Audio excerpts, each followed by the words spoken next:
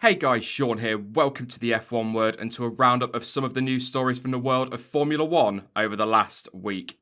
Kicking us off, and Renault will arrive in Canada with their much anticipated B-Spec 2018 power unit in a bid to close the gap to Mercedes and Ferrari. Now, although Renault have confirmed that they have 6 units ready, one for each of the cars they supply, the final decision on who receives an upgrade will be influenced by the number of power unit components each driver has used. And with Daniel Ricciardo already up to the penalty limit with the MGU-K, Control, Electronics and the Energy Store, Cyril Abiteboul has cast doubt on whether Red Bull will receive the new power units. The Renault boss told Autosport, "We have yet to confirm the introduction because the mileage is not the same across all cars, so we will see where and when exactly we will introduce that new spec. I think we have 6 engines available, subject to the last event on procurement in the supply chain. That's the plan, but not sure it's actually the best to introduce it in all 6 cars, in particular Red Bull. We always work in partnership with teams, trying to do the best for the overall season result." The Renault boss also discussed the update and what the French manufacturer are expecting from it. He continued, "It's a small gain in power, although we know we won't be the only one. It's mainly the ICE that we can expect more power. This has to be the focus, and it will be the focus for all of this year and maybe next year. Naturally, all eyes will be on Renault and their update next weekend, an update that could prove pivotal in Red Bull's decision as to who will supply them next season."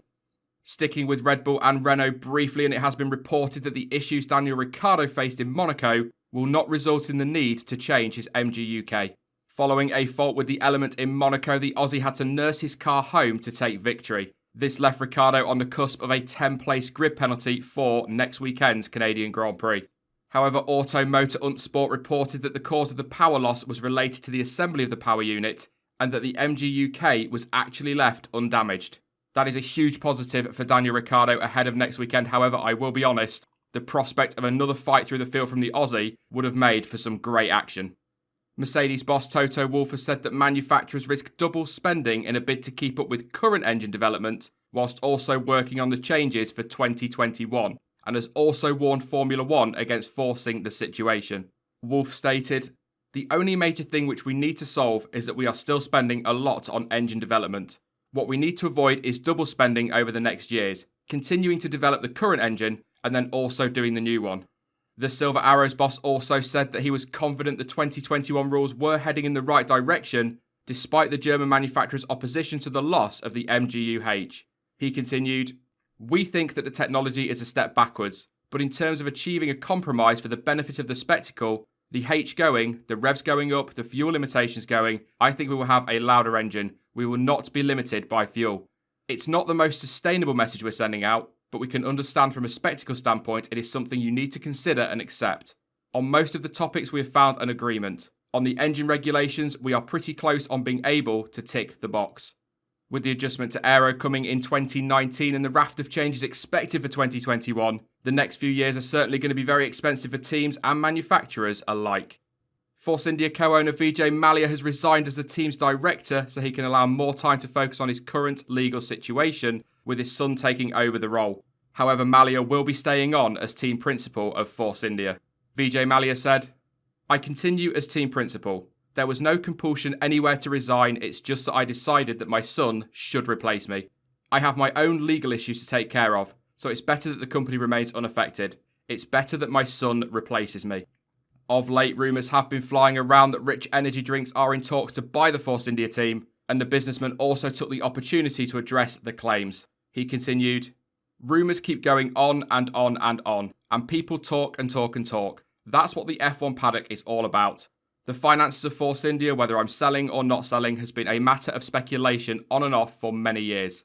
We don't go around with a for sale sign. The bottom line is that we are focusing on getting the best performance out of the car, and that is our priority. There are 3 shareholders. If somebody comes along with a serious offer and puts cash on the table, we will jointly consider it."